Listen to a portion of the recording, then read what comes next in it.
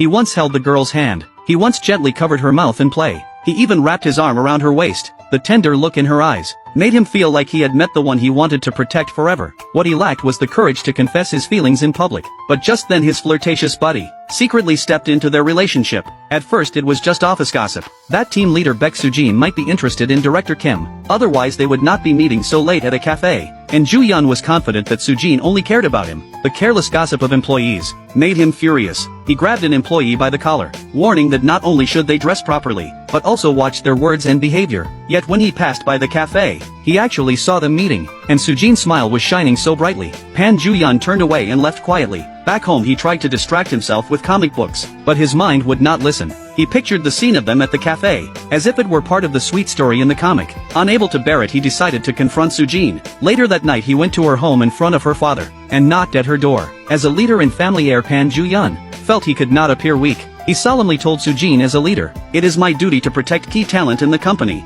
I suggest you read this comic book. It explains the dangers of a playboy very clearly." Soo-jin said, "I do not understand what you are talking about." This made Pan Joo-yeon anxious. He blurted out, "You met Director Kim alone, and you smiled so brightly while talking. Have you been charmed by that playboy?" Soo-jin replied that she had no interest in him. She said she only met him to confront him for investigating her. Hearing this, Pan Joo-yeon was instantly relieved, because on his first day in office, he had secretly asked his buddy Director Kim to dig up dirt on Soo-jin. Feeling secretly pleased, he pretended not to know, then took a big bite of his burger. Soo-jin could not understand why he came at midnight, just because she had coffee with Director Kim, but on her way home she suddenly realized Pan Joo-yeon must have been jealous, so she decided to test her guess. "If I really were interested in Director Kim, what would you do?" "I would keep breaking you apart until you lost interest." Soo-jin asked, "Is that also based on the duty of a boss?" "No, it is simply because I do not like it." Hearing that, Soo-jin felt a bit disappointed. Maybe all those moments that made her blush and her heart race were just her own wishful thinking. Her father, experienced in life, knew a man's mind well. He said, "This man not only paid your hospital bills,